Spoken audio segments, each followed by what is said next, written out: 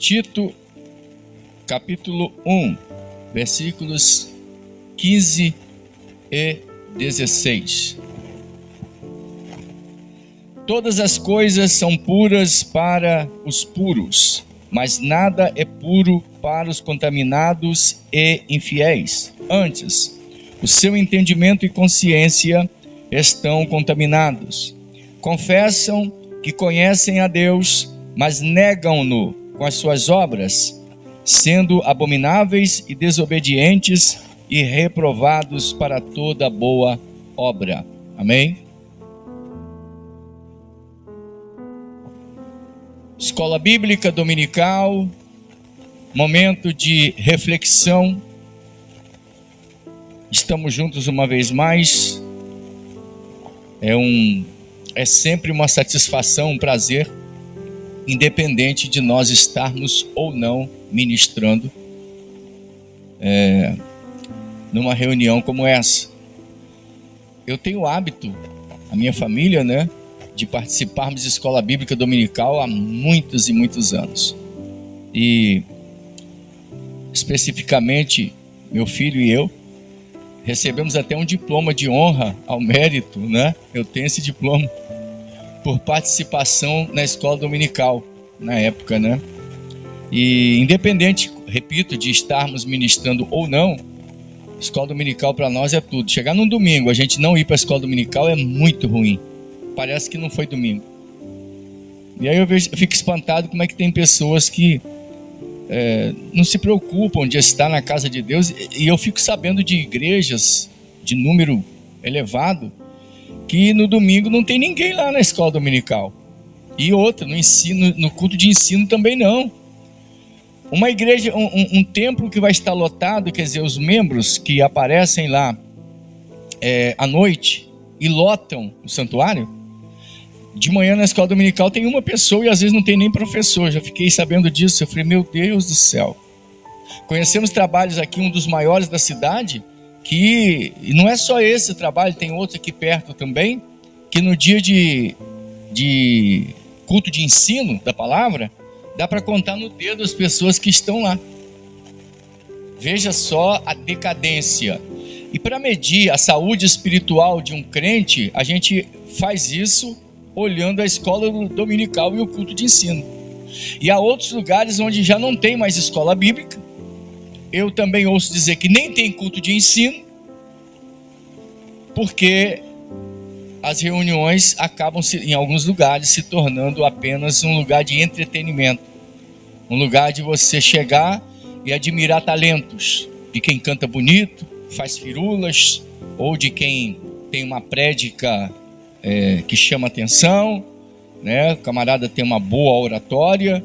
Enfim, a busca é por isso. Outros lugares, não tem nada com isso, mas coloca tudo escuro, ou então bota lá umas lâmpadas como se fosse numa danceteria.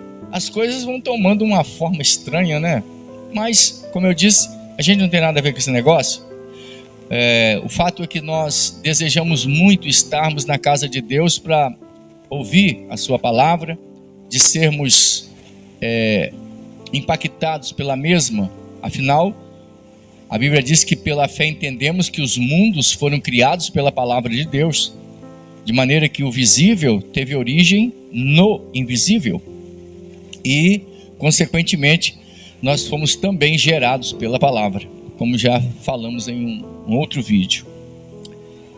Hoje, ao ler Tito 1:15, que para os impuros nada é puro, certo?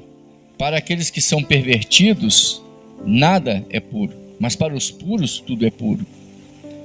Mas esse versículo e o 16, como nós fizemos na leitura aqui no início, diz respeito a pessoas que têm sua mente pervertida. Nós nos referimos àquelas pessoas que são desonestas, que alteram as palavras, que são corruptas, que são imorais e más em seus pensamentos. Ao serem confrontadas com a verdade, a pergunta é: como é que elas agem? Como é seu modus operandi? E é sobre isso que nós queremos falar nessa escola dominical. É para esse tema, para esse assunto, que eu chamo a atenção dos irmãos. Vou colocar aqui também, já que somos livres para falarmos nessas reuniões de ensino, porque isso é ensino. Quero lembrar aos pentecostais que nós somos pentecostais, mas nós gravamos os nossos vídeos, fazemos as nossas lives, tendo a preocupação de focarmos na palavra, de transmitirmos a palavra com precisão, dentro da nossa capacidade, para melhor assimilação ou absorção da mesma. É a nossa preocupação. Então, pode acontecer dos mal informados sentirem a necessidade de que nós preguemos como em uma reunião diferente, onde temos a preocupação de levar os crentes a orar, a falar em línguas, o que não é proibido nessa reunião. E eu me lembro no seminário, eu já falei isso em outra ocasião, eu estava escrevendo no quadro, enfim, seminário, tinha ali uns 40 e tantos alunos, e eu estava escrevendo e de repente eu olhei para trás e vi uma moça que parecia que ela estava gemendo de dor.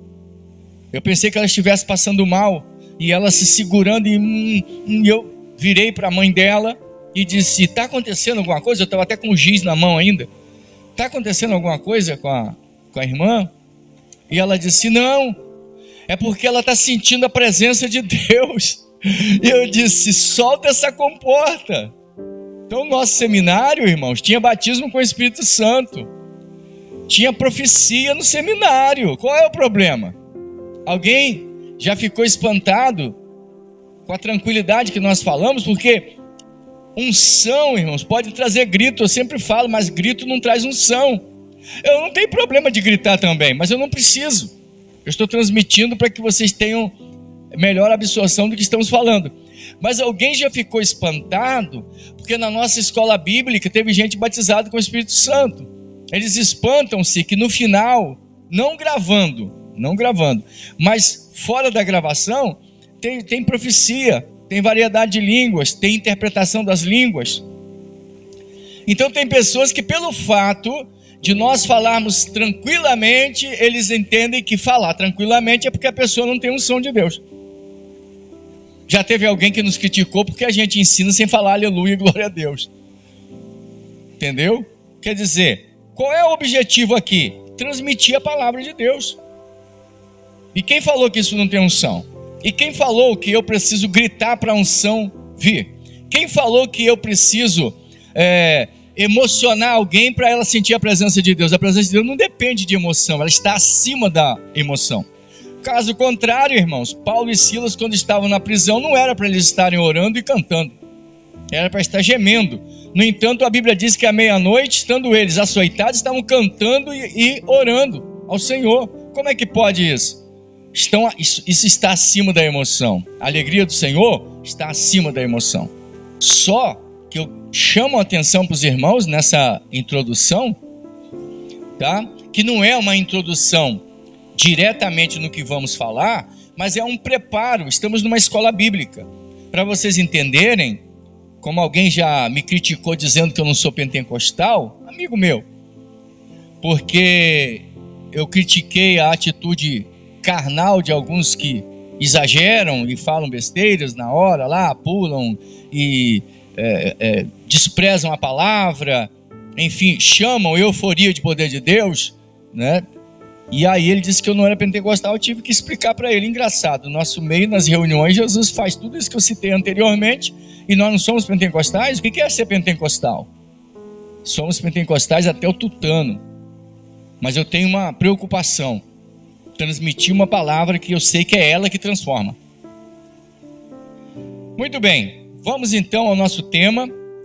Repito para os que estão entrando agora, Tito capítulo 1, versículos 15 e 16.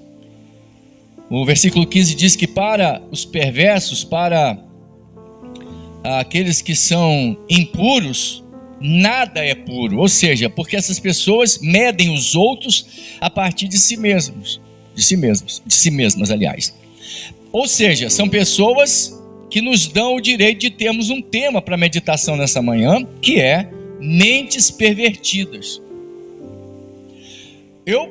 Claro que isso é aplicável aos que estão no mundo sem Deus, porém, também cabe dentro do templo, aludindo a pessoas que não se submetem ao Evangelho e continuam dentro do templo, porém, com a mente pervertida.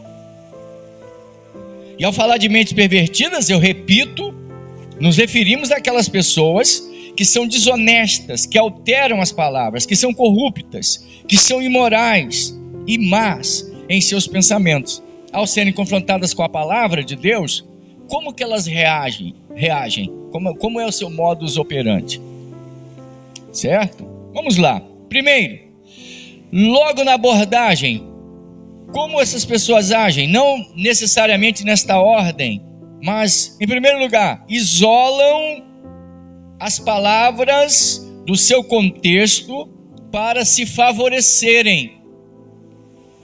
Elas isolam a palavra, ou as palavras que você fala, tiram uma palavra do contexto para serem favorecidas. Elas não estão preocupadas com outra coisa, porque elas têm uma mente pervertida.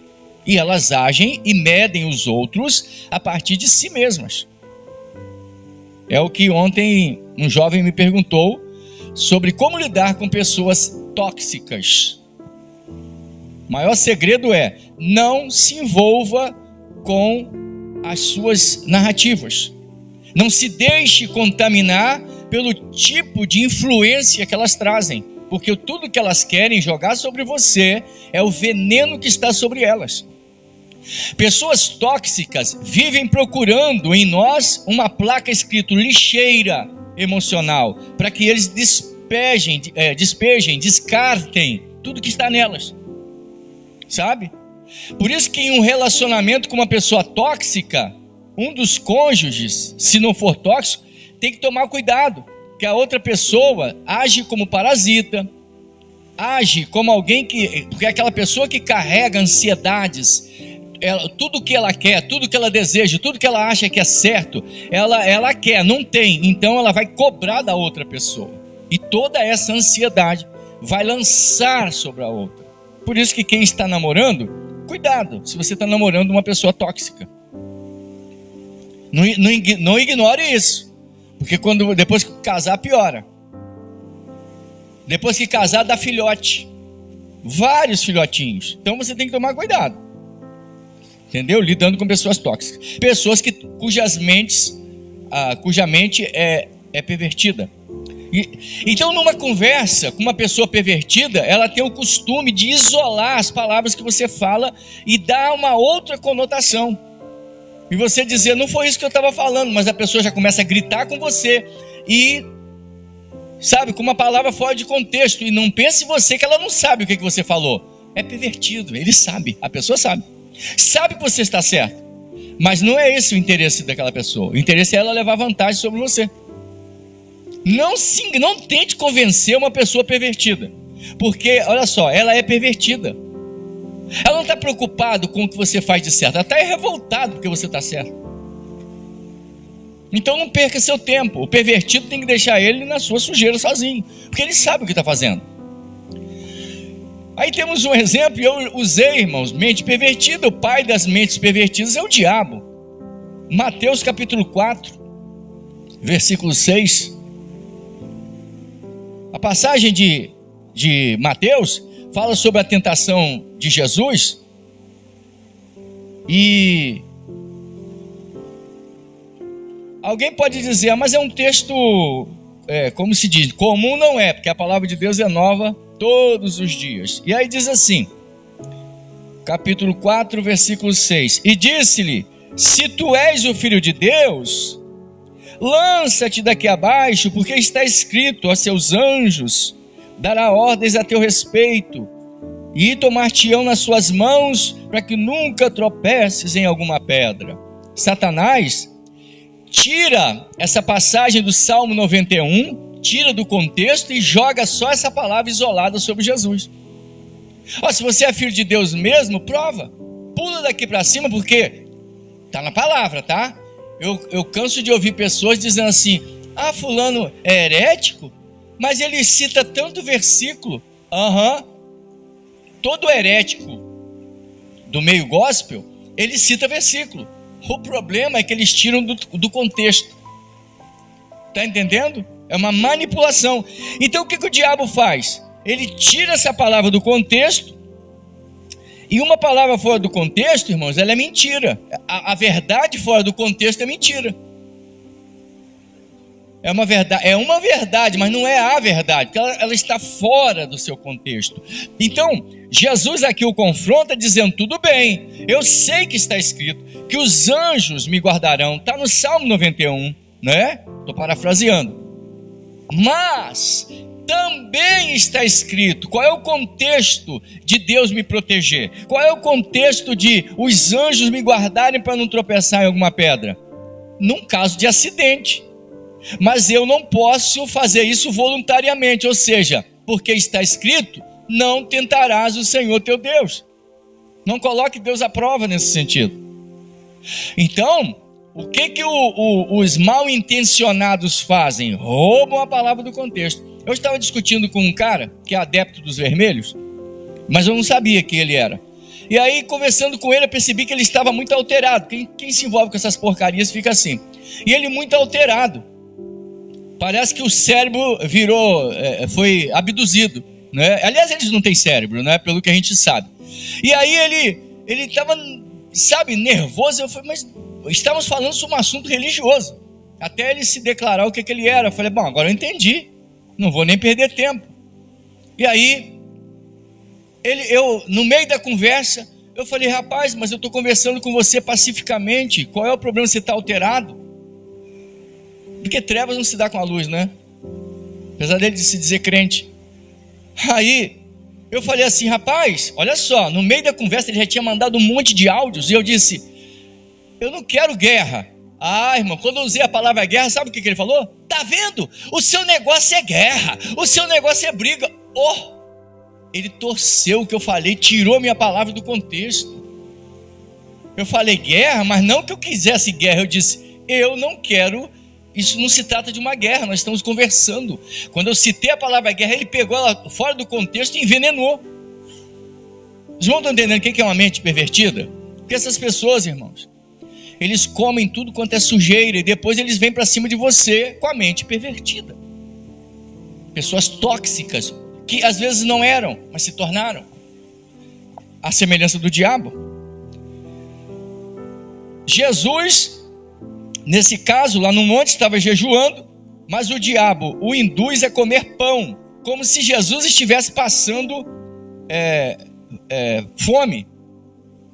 E não porque Jesus tinha fome. Uma coisa é você passar fome, outra coisa é você ter fome.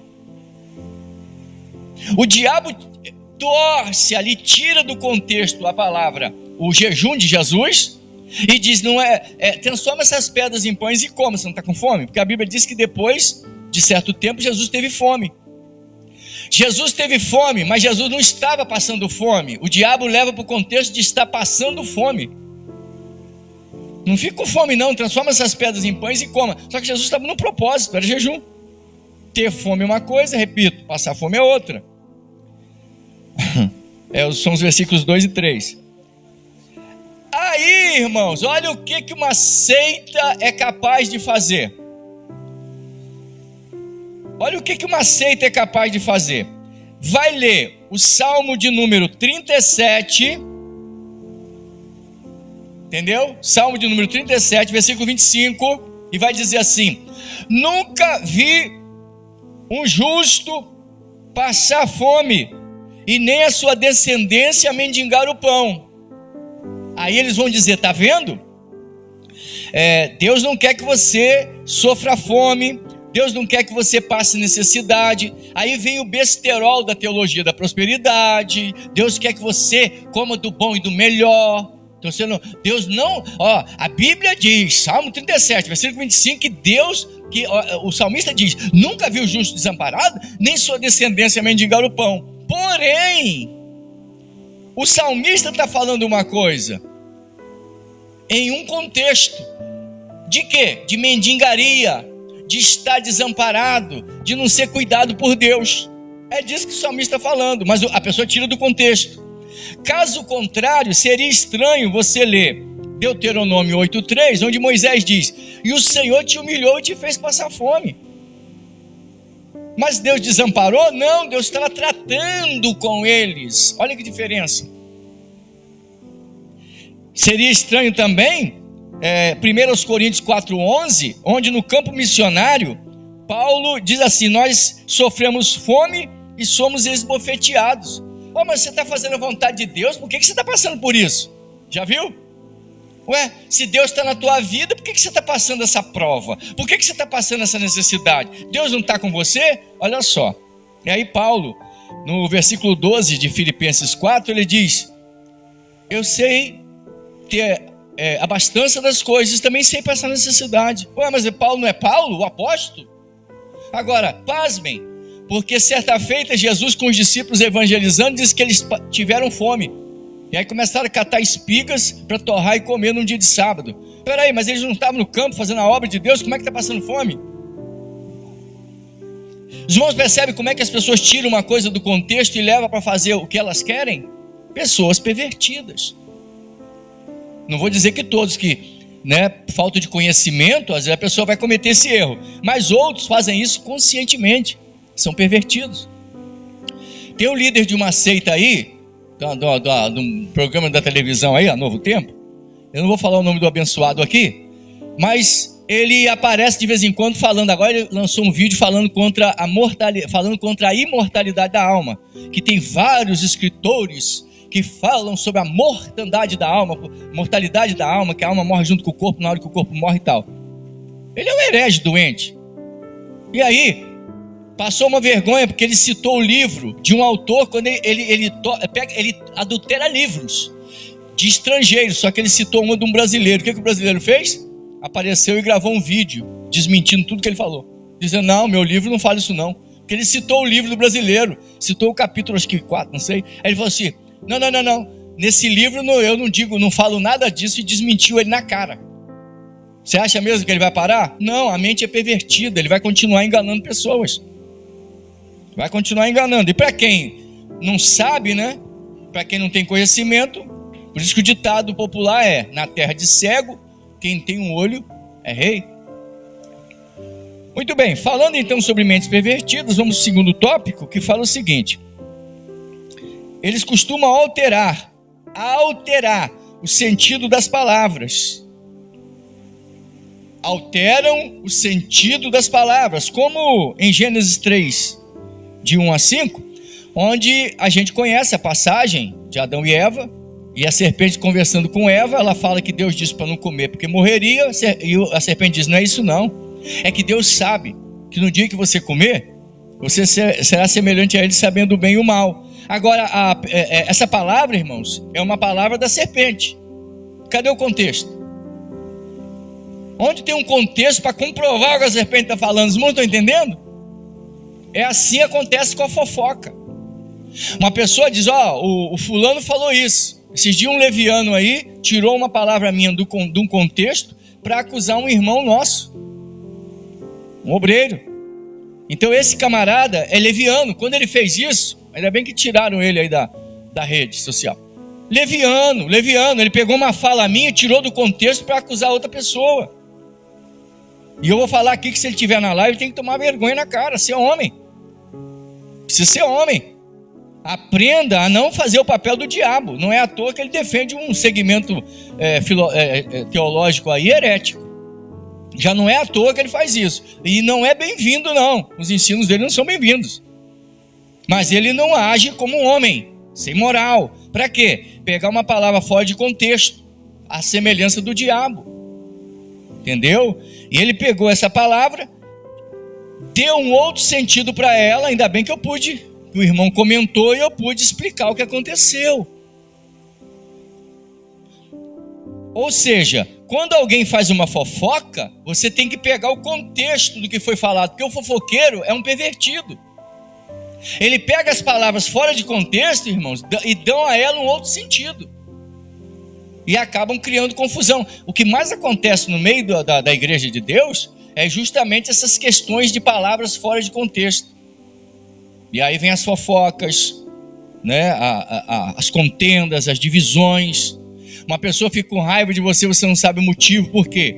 Alguém levou lá uma coisa que você falou de maneira deturpada, pervertida. E é o caso da serpente. Não havia contexto para a frase dela, mas a mulher aceitou. Está vendo o problema? Se eu escuto dizer assim, o irmão fulano disse que você falou mal da irmã Ana, um exemplo. Eu falo, o que foi? Não adianta, a pessoa falar isso para mim, eu falo, é mesmo?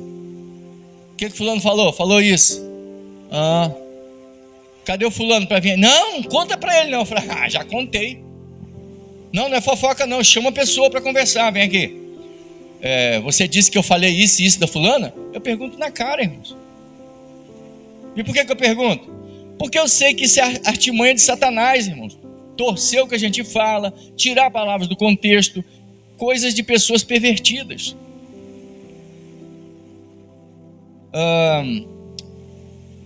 É ponto passivo que numa discussão o confrontado venha torcer o sentido de uma palavra para tirar o foco de sobre si.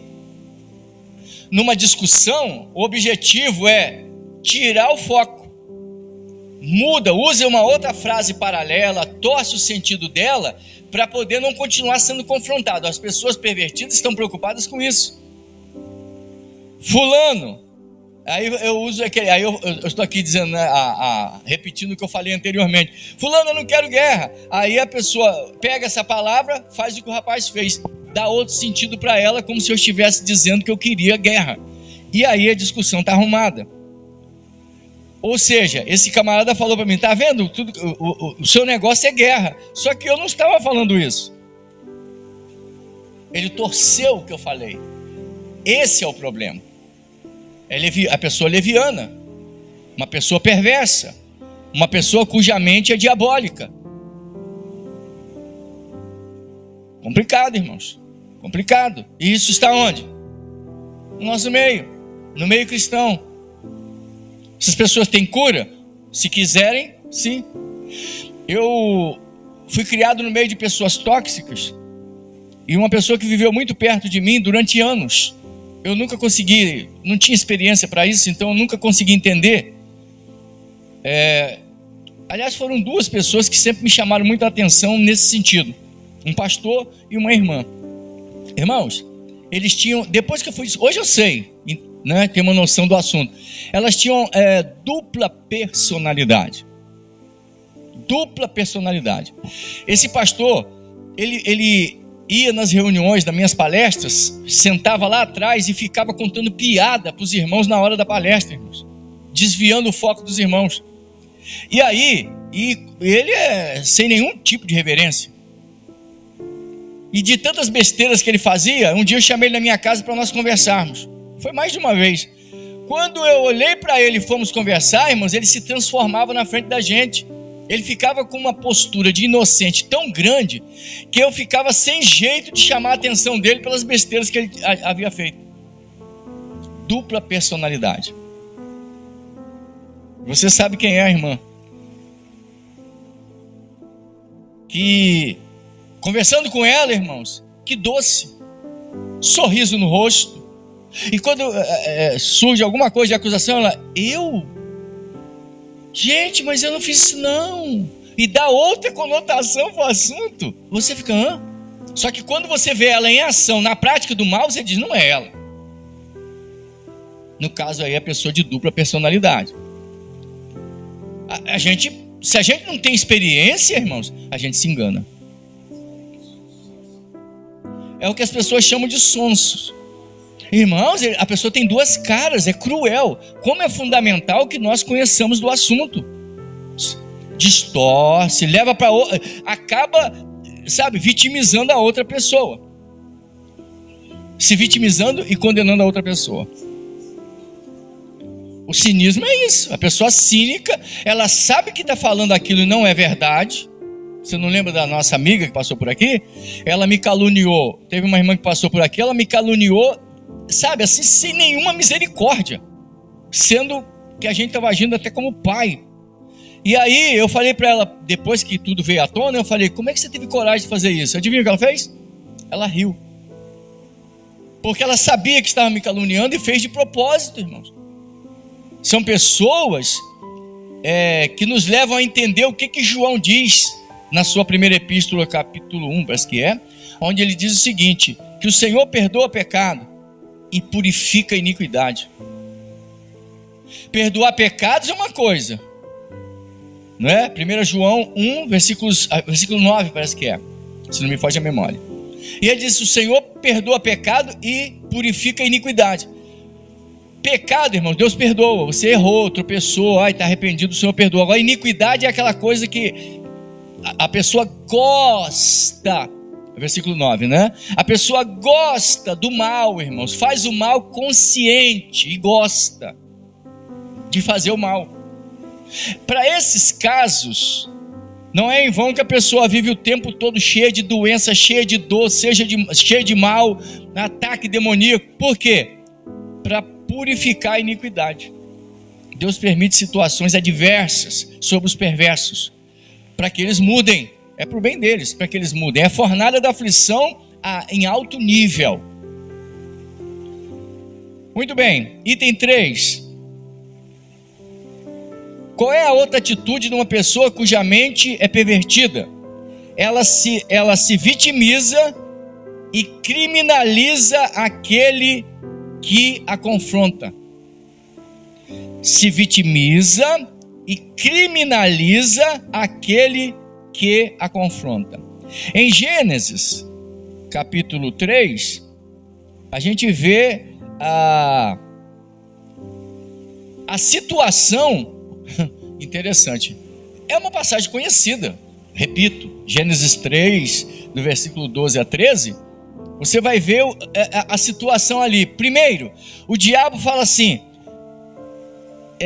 Deus sabe que no dia que você comer, você vai ser igual a ele, sabendo o bem e o mal. Ele está se vingando porque ele quis ser igual a Deus e ele está se fazendo de vítima. O Adão, irmãos, escute só essa situação. O Adão, ele fala assim, quando Deus fala assim, você comeu do fruto que eu disse que não podia comer? Olha o que ele fala. A mulher que tu me deste, me deu do fruto e eu comi. Sabe o que ele está dizendo? Olha a expressão. A mulher que tu me deste. Em outras palavras, olha só o que o Senhor arrumou contra mim. É isso que ele está dizendo. Nas entrelinhas. Se ele falasse assim, a mulher me enganou. Não. A mulher que tu me deste. O que Adão está insinuando, irmãos, nas entrelinhas, é que Deus é que arrumou o problema para ele, que no caso ele é inocente. Ele não errou porque ele quis errar, foi porque Deus deu um problema para ele, que no caso era a Eva. Agora, observa a Eva, irmãos. A Eva diz, a serpente me enganou. Indiretamente ela está dizendo o quê? A serpente é uma criatura de Deus. Quem é o culpado? Deus. Culpado de Adão cair, Deus que criou a Eva. Culpado da Eva cair, Deus que criou a serpente. Bom, se você esticar um pouquinho para frente, ele também é culpado de ter criado o Lúcifer. Sabe o que é isso, irmãos? A mente perversa, a mente pervertida, a tendência dela numa discussão, dentre outras coisas, é se vitimizar e criminalizar quem o está confrontando. Está confrontando. A pessoa faz isso. Os irmãos sabem que eu sempre falo aqui e repito que o primeiro grande magoado da Bíblia é o diabo, o Lúcifer. Por quê? é a vítima, se tornou vítima de Deus. O primeiro a vitimizar alguém foi Deus. Por quê? E o diabo sai como vítima, porque ele queria ser igual a Deus. O que custa ser igual a Deus? Deus é egoísta, podia deixar. E como Deus não deixou, Deus é mau. E de lá para cá, irmãos, geraram vários filhotes de vítimas. Vítimas. O magoado, eu sei que existem situações em que a pessoa foi vitimizada, foi ferida mesmo, foi maldade do outro lado e tal. Mas a Bíblia diz o quê? O Senhor diz: minha é a vingança, eu recompensarei. Não é a sua justiça, é a minha justiça. E aí surgem os ateus, né, que o ateu na verdade é alguém revoltado contra Deus, isso é fato. E os ateus se baseiam principalmente em qual ideia? Se Deus é tão bom e se Deus existe, por que tem tanta gente sofrendo? Por que tem tanta gente passando necessidade? Por que tem tanta guerra? Por que Deus deixa? Então, na cabeça deles, Deus criou o homem e tem que ficar tratando de um por um assim, ó, sabe? Como que se diz? Não faz isso não. Você vai adulterar? Ô mulher, sai daí. O rapaz não pode adulterar com você não, que ele é casado, tá? Sai daí. É mais ou menos isso. Aí eu creio que Deus seria acusado de impedir a felicidade dos outros. Então eles acreditam que Deus tem que fazer isso, entendeu? Deus tem que ficar ali monitorando um por um. Aí por isso vem os hereges do calvinismo dizer aí que é tudo marionete. Aí para piorar a situação ainda diz que Deus induz o homem a pecar.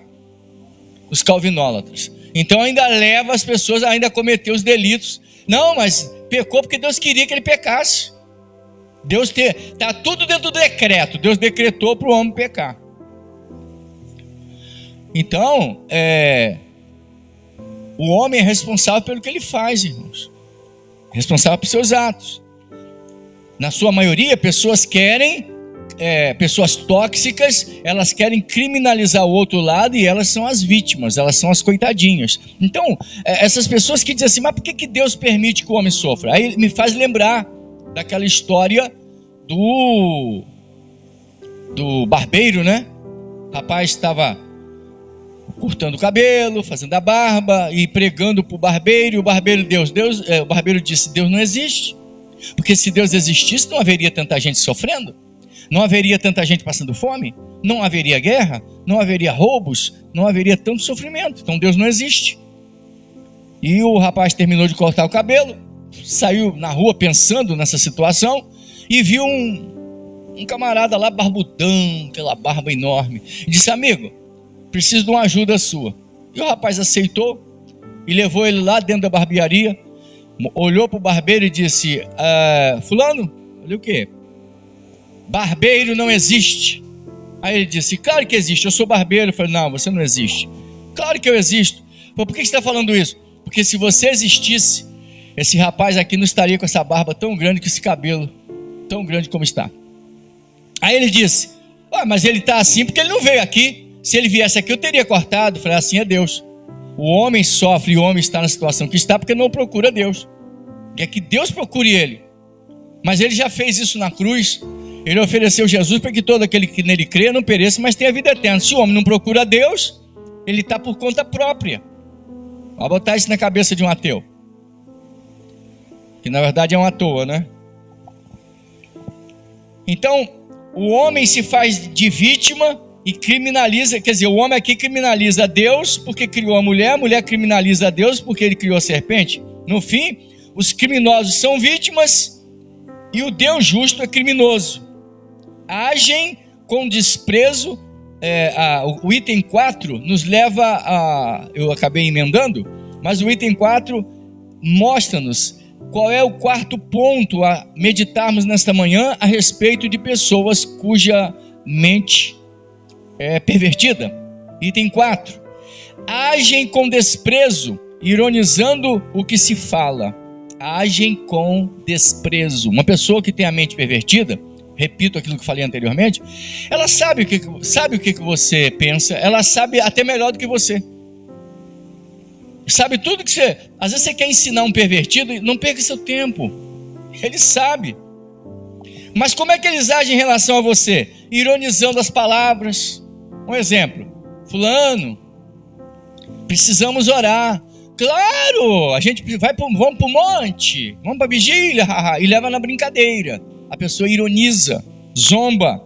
Crente, tá? Age com desprezo. Se você está ajoelhado, se você está lendo a Bíblia, perto de uma pessoa pervertida, geralmente acontece na vida de casais. Ou a mulher faz isso com o marido, ou o marido faz isso com a esposa, ou os filhos fazem com os pais, ou os pais fazem com os filhos. Uma maneira de desprezar, porque são pessoas pervertidas. São pessoas que elas não dão valor para o que você está fazendo, ou não dão valor a você mesmo. Agora, não é que elas não sabem o que está certo, elas sabem. É por isso que pessoas pervertidas que passaram por aqui, hoje, quando elas estão enroladas, adivinha onde é que elas voltam? Aqui. Ou telefona ou vem pedir socorro. Não, eu não nego socorro, mas são pessoas pervertidas. Não estou dizendo que todos são assim, tá?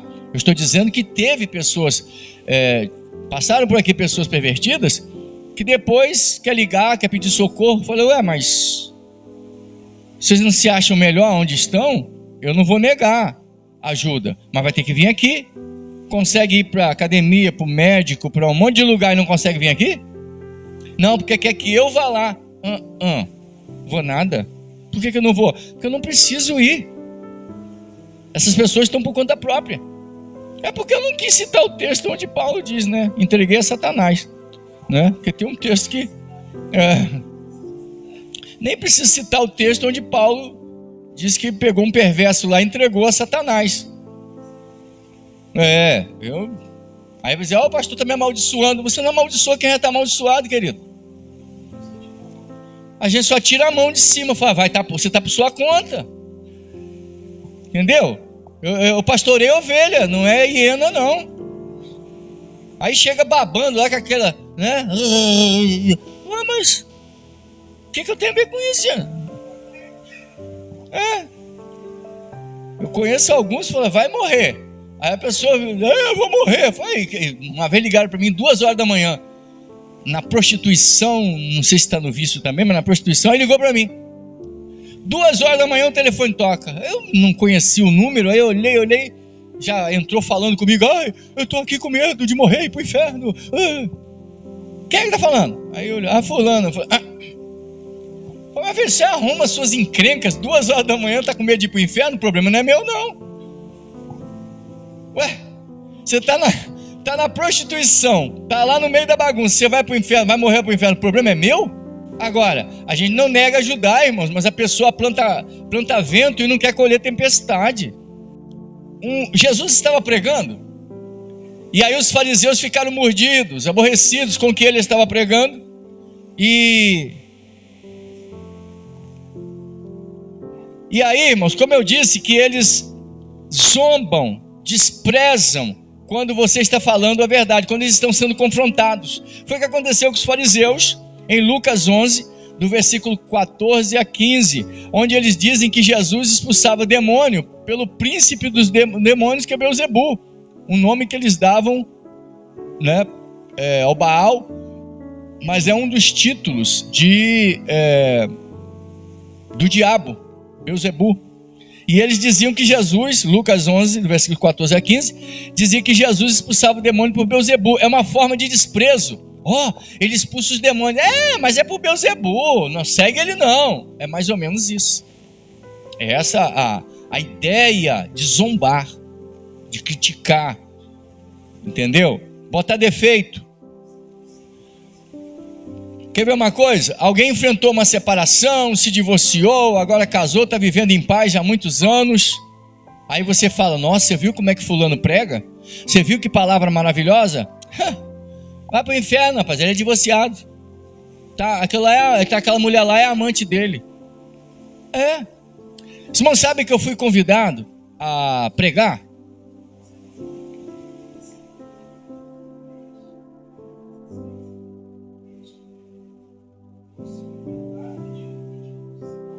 Sim, mas eu não vou abordar. Eu fui pregar em um determinado lugar, irmãos, e uma vigília, uns 3, 4 meses antes da vigília me convidaram, um diácono me convidou. E eles me caluniavam, irmãos. Há muitos anos eu enfrentei essa situação de separação, há muitos anos. E, gente, hoje eu estou no ministério, estou na casa de Deus e tal, isso aconteceu há muitos anos atrás. E aí e havia uma calúnia dizendo que eu era um cara que era amaziado, irmãos. Que eu morava com uma mulher e não era casado. Olha só, isso anos e anos depois. Quem falou isso? Um presbítero. Desse lugar onde me convidaram. E eu, inocente na história, se você não está devendo, você fica em paz. Eu fui convidado para pregar nessa vigília. E aí quando faltava uma semana para acontecer a vigília, o rapaz chega para mim e fala: pastor, você não leva a mal? É porque chegou aos ouvidos do pastor, chegou lá aos meus ouvidos que já tinha uma pessoa indicada para pregar na vigília. Como que pode, né? Alguém que estava organizando uma vigília e me convidou uns 3, 4 meses antes, como é que tinha uma pessoa indicada e eles não viram? Na hora, irmãos, eu entendi o que aconteceu. Eu falei: você foi caluniado. Tudo bem. Falei pro rapaz: mas eu vou na vigília. E fui.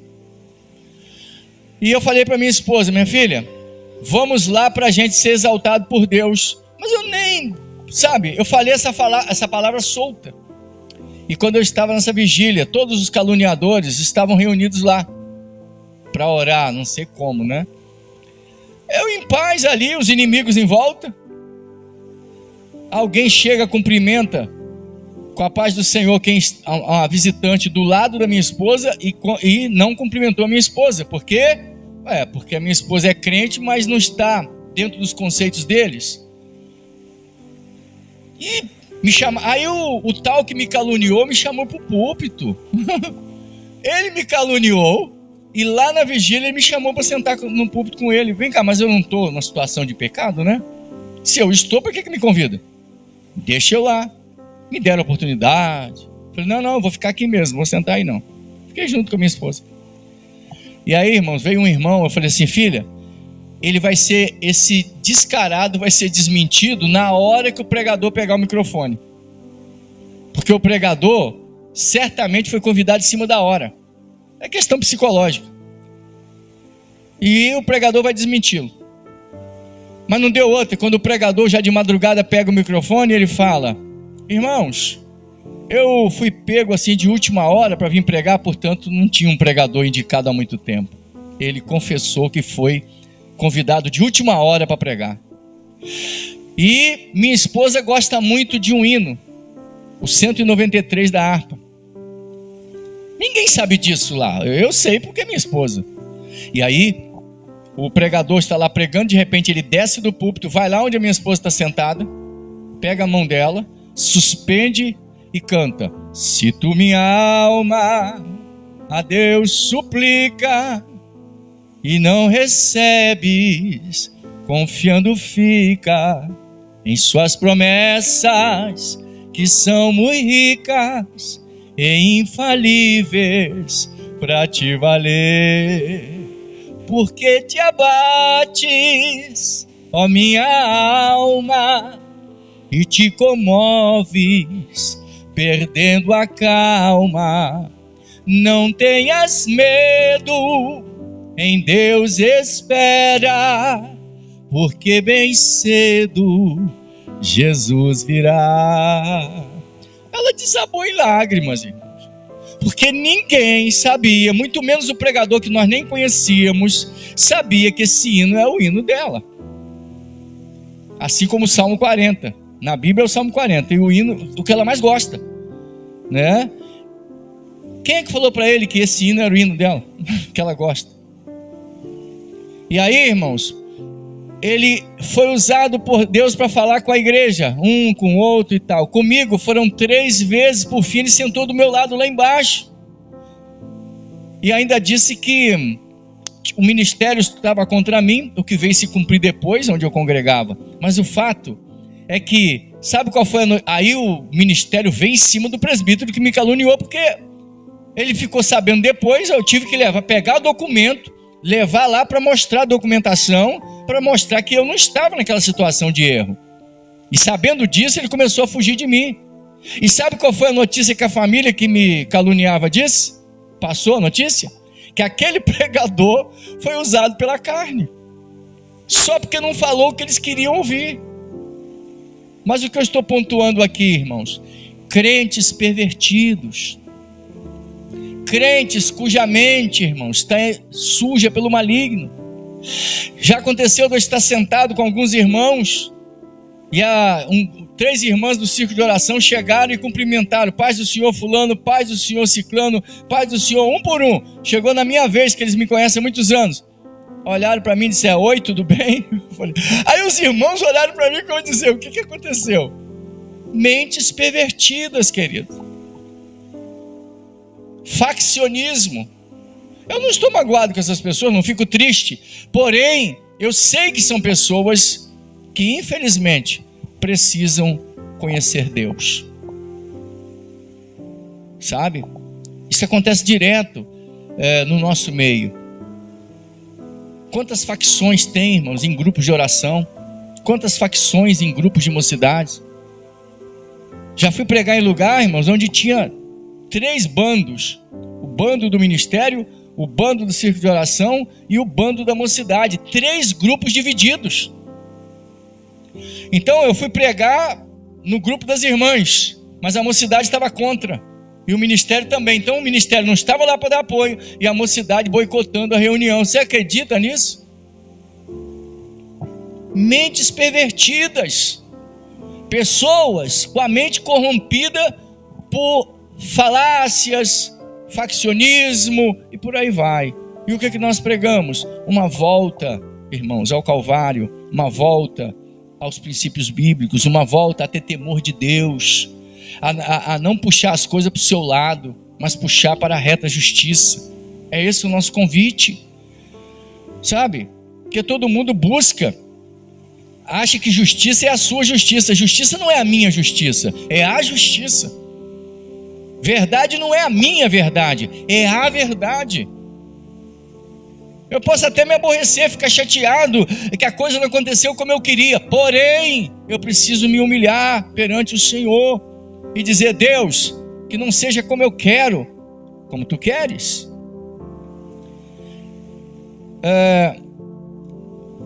Item 5, né? Fogem das palavras e levam isso para o lado pessoal. Fogem das palavras e levam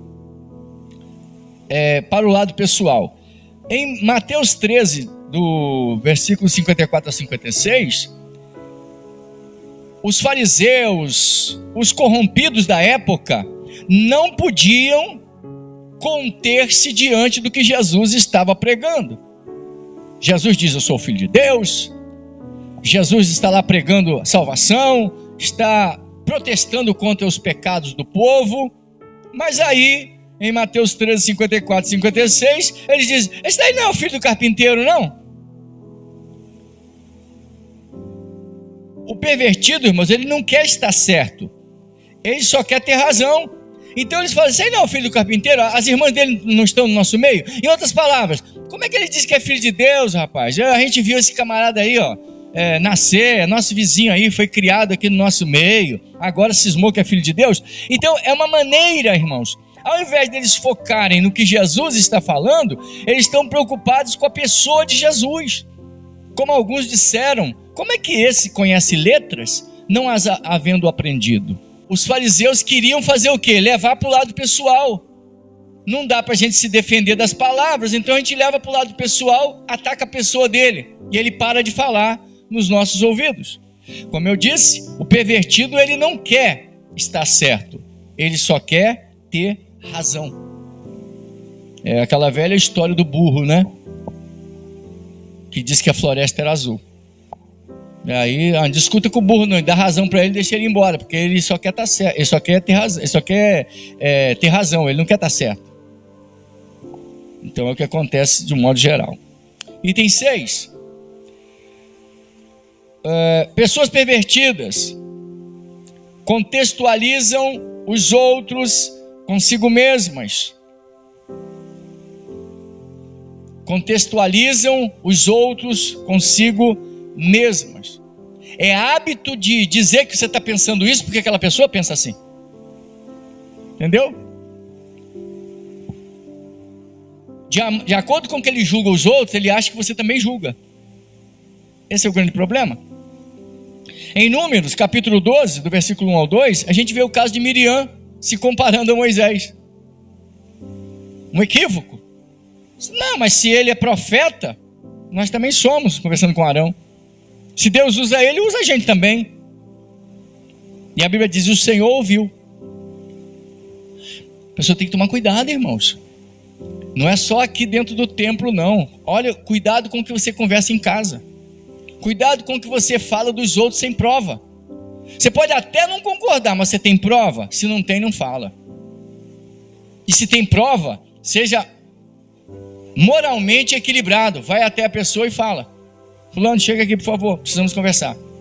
Isso é coisa de pessoa madura, de pessoa que tem uma moral, tá? Porque pessoas pervertidas são pessoas imorais, não é só no sentido sexual. Imoral quer dizer aquele que age fora da moralidade, que usa de esperteza, que é maldosa, que é cínica, que é fingida, pessoa imoral. Eu às vezes fico espantado. Eu conheço crente imoral, ou seja, pessoa que não age que está o tempo todo com raiva um do outro, ou de tudo à sua volta, que não é sincera, que respira ameaças contra a gente. Eu conheço, e eu fico me perguntando, como é que essa pessoa consegue ler a Bíblia, consegue louvar e consegue dizer que vai para o céu, guardando tanta tranqueira no coração? Não consigo entender. E aí se prega, né? Vamos dar glória a Deus, tá? Mas nem todo mundo que está dando glória a Deus está vivendo com Deus. Aí tá lá, aleluia, glória, oh, chorando. Eu já me cansei de ver a pessoa fazendo isso, e eu conheço a pessoa, ela não vive com Deus. Falei aqui uma vez de um camarada, há muitos anos atrás, na reunião lá dos irmãos, ele era o que mais falava língua estranha, mas nós trabalhávamos junto, lá no trabalho, a língua dele era muito estranha, era o que mais falava palavrão. Não é palavrinha não, é palavrão pesado. Eu falei, o cara de uma boca suja. Eu falei, como é que esse camarada lá na reunião é o que mais, sabe, fala língua estranha? Bem estranha. Não sou contra, eu sou pentecostal, mas peraí, mas não sou bobo. Eu falei, esse camarada não vive com Deus. Falar língua estranha não é prova de santidade não, querido. Chorar não é prova de santidade também não. Então às vezes eu conheço pessoa que passa por mim, Pai do Senhor, pastor. Mas é como se ela tivesse, sabe, vomitando uma doença quando fala a paz do Senhor, porque a pessoa está cheia de ódio. E vocês sabem, irmão, que tem gente que tem ódio de nós, tem ódio de você de graça. De graça. A gente não se envolve, mas a gente fica, e pior, se dizem cristãos. Que tipo de evangelho é esse? Que Jesus é esse que nós estamos esperando? Você pode até errar, irmãos. O problema não é errar, o problema é não se arrepender. Você pode ser falho, você é ser humano. O problema é você achar que ser assim é normal. Cometer erros a gente comete, mas o problema não é cometer o erro. Como que você lida com isso? E uma pessoa pervertida, irmãos, encara o evangelho como palavras de efeito. Continua pervertido, sem a teologia dos calvinólatras, onde você é pervertido por dentro, você é depravado, mas Jesus vai te levar por um decreto de jurisprudência. Ele decretou que você vai. Não interessa se você está podre, estragado, se você é o diabo, seja o que for, ele vai querer levar você para o céu. Mas as pessoas, isso aí é aquele que gosta de uma teologia perversa, que não tem, que para mim, ela é uma doutrina de demônio. Mas nesse caso aqui, porque isso é doutrina de demônio, sem dúvida. Mas aqui nesse caso estamos falando de gente que tem a mente perversa, mente pervertida.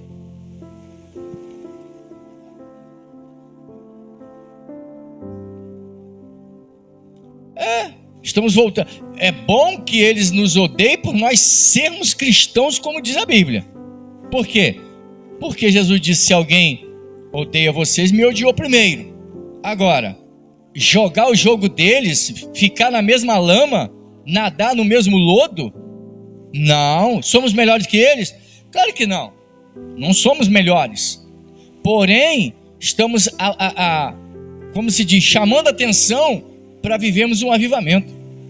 E avivamento é você viver conforme diz a Escritura Sagrada. Eu, você, nós. Eu começo exortando a mim antes de falar com você. Em outras palavras, uma pessoa que se compara com os outros, tipo, não dá para vencer, então eu vou falar assim, tipo, fulano, o que você fez está errado. Fala, você é muito certo.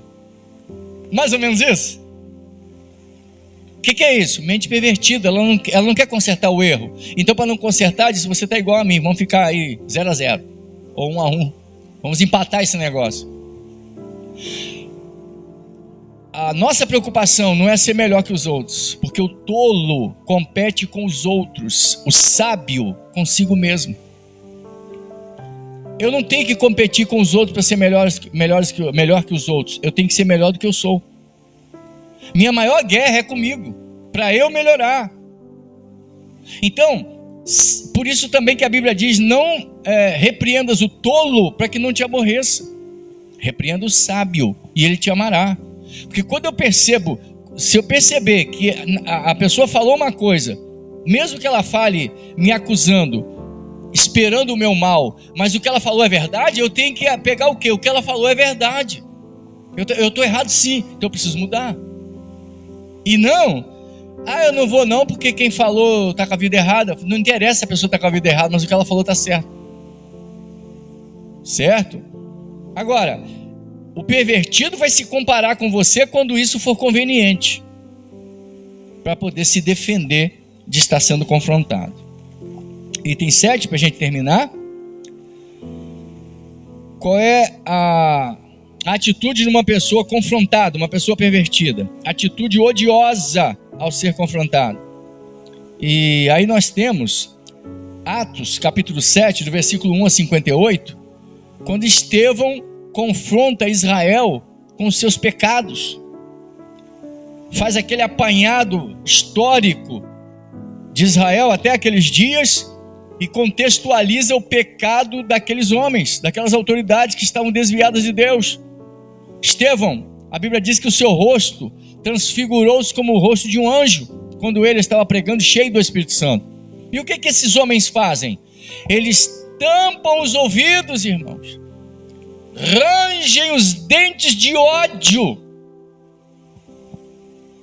levam Estevão para fora da cidade e o apedrejam. Você acha mesmo que esse negócio foi só naquela época? Ele é apedrejado porque ele fala a verdade, e outro está cheio do Espírito Santo. Por que nós vamos ficar preocupados de alguém nos odiar porque falamos a verdade? É estranho para nós, mas vamos? Não é melhor morrer em comunhão com Deus do que sermos aplaudidos pelo mundo e morrermos perdidos? O politicamente correto. Está todo mundo falando. Eu falei, eu não sou marionete. Eu amo aquela passagem de que quando Acabe vai para Ramonte de Gileade, ele, Josafá, né? Me corrijam se eu estiver errado. É Josafá? Cadê os universitários? Então, a passagem bíblica diz que conversaram com todos, os profetas, eram, creio que uns 400, e eles profetizaram a favor de Acabe. Sobe Acabe que você vai ter vitória. E aí Josafá fica preocupado e diz: mas não tem mais nenhum profeta do Senhor não? Ele diz: tem um, o Acabe falou, mas ele nunca profetiza bem a meu respeito. Não, mas chama ele, a gente só vai depois que ouvi-lo. Aí chamaram Micaías. E quando Micaías chega, ele fala assim: Não, quando o camarada vai convidar Micaías para vir profetizar para o rei, fala assim, ó, presta atenção, lá está todo mundo falando a favor do rei, hein? Que a sua voz seja só mais uma. É para você falar a mesma coisa que eles estão falando. 1 contra 400. Micaías vai, e aí Acabe pergunta, vou ter vitória? Subindo para Ramon de Gileade? Ele vai fundo que você vai se dar bem. Aí ele disse, mas até quando eu devo te exortar a falar somente em nome do Senhor? Ele disse, você quer que eu fale em nome do Senhor? Pois bem, eu vi o Senhor clamando e dizendo, quem induzirá Acabe a subir e ser morto? Quando ele se dirigia a Ramon de Gileade, e um espírito de engano passou pelo Senhor e disse, eu vou ser um espírito de engano na boca de todos os profetas dele. E o Senhor disse, vai e faz conforme tu disseste. Se eu vi Israel fugindo e se escondendo nas cavernas, nas casas, porque como ovelha sem pastor. Aí Acabe fala, prendam ele e sustente com pão e água, até eu voltar, e a cabeça dele não vai ficar em cima do corpo. Micaías olha para todo mundo e diz, olha, se ele voltar vivo, o Senhor não falou pela minha boca. E o Acabe, irmãos, era tão pervertido, aquele banana, que ele se disfarça de soldado, irmãos. O sem vergonha sabia que o profeta falou a verdade, irmãos, porque senão ele ia como rei, mas ele vai como soldado, com medo de morrer, porque ele sabia que o Micaías falava a verdade. E aí um soldado pega uma flecha, bota no arco, para testar o arco e solta a flecha. E aí o resto ficou a cargo de Deus, dirigir a flecha. Foi lá na armadura do Acabe, entre as escamas da armadura, e a flecha entrou, e o Acabe voltou pingando sangue, esvaído em sangue, voltou da guerra e morreu. O importante, irmãos, não é você estar na maioria, o importante é você estar certo. Porque quem está com o Senhor tem a maioria. Isso que é o mais importante. Ah, mas está todo mundo falando politicamente correto, que se dane. Eu vou falar a verdade, não é o politicamente correto. Quem falou que o politicamente correto está correto? Eu vou falar o que é certo. Ah, mas você vai morrer, todo mundo morre. Mas como disse Mel Gibson no filme o Coração Valente, todos morrem, mas nem todos vivem. Porque sem liberdade não é vida, é morte. É isso que ele diz no filme Braveheart, quer dizer, o Coração Valente. Então, que nós, nessa manhã, nessa escola bíblica, guardemos essas palavras, irmãos, como um despertamento. Limpe a tua mente, limpe o teu coração, viva o evangelho de verdade, não perca seu tempo não. Para que você frequentar reuniões no meio dos santos só para ter uma religião? E eu digo religião aqui no modo pejorativo. Ou seja, você eu sou crente, eu vou para o céu porque eu tenho uma carteirinha. Tem certeza que você vai para o céu por causa disso? Vai para o céu porque você congrega no melhor ministério da cidade? É? Você vai para o céu porque falam meia dúzia de língua estranha? É mesmo? Porque carrega uma Bíblia debaixo do braço? É por isso que você vai para o céu? Não trate de viver o evangelho como é para se viver. Viva a verdade, irmãos. Viva o evangelho. Se é que você quer ir morar com Deus. Se é que você quer se encontrar com o Senhor. Mas se encontrar com o Senhor no reino, no céu. Porque tem gente que vai se encontrar com o Senhor no juízo do trono branco. Juízo final. Prestação de contas. Deus vai perguntar, o que você fez com o teu corpo? O que você fez com a tua boca? O que você fez com os seus olhos? O que você fez com a autoridade que eu te dei? Você oprimiu pessoas? Porque a Bíblia diz que os homens que oprimem o pobre, roubando-lhes, corrompendo-lhes, quem diz isso é Tiago, diz que no dia do juízo, a ira de Deus sobre eles será como gangrena. a dor, o sofrimento, a destruição. Então, é melhor se encontrar com o Senhor em comunhão, como disse a irmã. Duro é você escutar aquela frase: apartai-vos de mim, malditos, não vos conheço, apartai-vos por fogo eterno. Duro é ouvir isso. Agora, você ouvir um despertamento de Deus para você viver com o Senhor, uma exortação para você viver com o Senhor, é porque Deus só repreende filhos, Ele não repreende bastardos. Então glorifique a Deus por isso. Faz-nos lembrar do Salmo 23, a tua vara e o teu cajado me consolam. Ou seja, a tua disciplina, o trato do Senhor. Então é melhor você ser exortado aqui do que ser confrontado. É melhor ser confrontado agora do que depois. Depois não tem jeito. Quem morreu com um corpo de pecado vai levantar do mesmo jeito. Uns, a Bíblia diz em Daniel 12, ressuscitarão para a vida. Outros para desprezo eterno.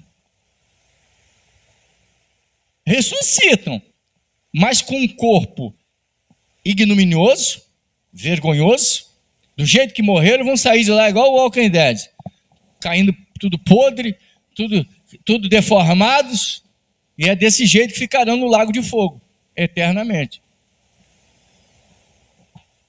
Por isso é muito bom você ser despertado hoje. Largue de ser ímpio. Pare de enganar a si mesmo dentro do templo.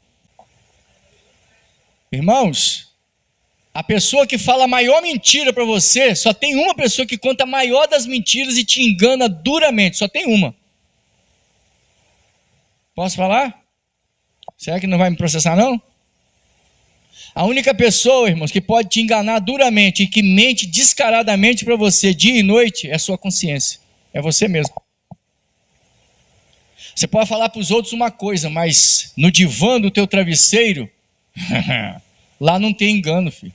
Lá é real. Na festa, choro e pranto no travesseiro. Teve numa loja de Volta Redonda, meu pastor estava fazendo uma compra e mas só que as pessoas não sabiam ali que ele era pastor, acho que não sabiam. E uma irmã, uma mulher, aliás, fazia todo mundo rir. Sabe aquela pessoa que envolve a todos? E ela ria, dava gargalhada e contava história, vira para lá e para cá, e de repente, a loja Deusa Modas, de Volta Redonda, aterrado, parece que é. E aí de repente ela vai na direção do meu pastor, brincando e rindo e cantando para dançar com ele, sabe, sem pensar. Ela foi nele brincando como quem queria dançar junto com ele. E ele olhou para ela e falou assim: tá todo mundo pensando que você é feliz, né? Mas isso é casca. Você faz isso para esconder essa tristeza que está dentro de você. Porque todo mundo pensa que você é feliz, porque você engana as pessoas com esse sorriso. Mas aí contou a vida dela assim, na frente de todo mundo. Ela abriu a boca chorando, irmãos. Era casca. Eu também já enfrentei, falei até aqui em outro vídeo, de uma irmã assim, sorrindo, educada, mas egoísta, problemática. Ela admitiu tudo que era verdade. Não adianta, amado, vamos viver realidade. Para de fingir. Para de viver rindo na rua e chorando em casa. Cai na real. Entendeu? Acorda, a consciência está lá. Você está errado. Você cala a boca, fica quieto aí. Faz a consciência calar. Quando não consegue, enche de droga, bebida. Sai e vai para a farra para esquecer. Não adianta. Uma hora você vai deitar. A consciência é um instrumento de Deus, uma juíza de Deus, para que você seja despertado. E isso aí, meu irmão, não tem crente, não tem católico, não tem budista, não tem espírita. Isso é para todos. Se você é de direita ou de outra ramificação que nem gosta de falar, tá? A coisa é a mesma, consciência. É por isso que a Bíblia diz: para os perversos, diz o meu Deus, não há paz. Para os pervertidos, não há paz. Amém? Pai eterno, em o nome bendito de Jesus Cristo, estamos na Tua presença, na meditação da Tua palavra, agora de retorno aos nossos lares. Conceda-nos uma tarde abençoada, uma noite de bênçãos na Tua presença. Nos guarde no retorno à nossa casa, nos dê a Tua unção, que nós absorvamos a Tua palavra de maneira integral e sejamos por ela fortalecidos e edificados em nome de Jesus. Que o Senhor te abençoe e te guarde, que o Senhor faça resplandecer o seu rosto sobre ti e tenha misericórdia de ti, que o Senhor sobre ti levante o seu rosto e te dê a paz. Terminado em nome de Jesus.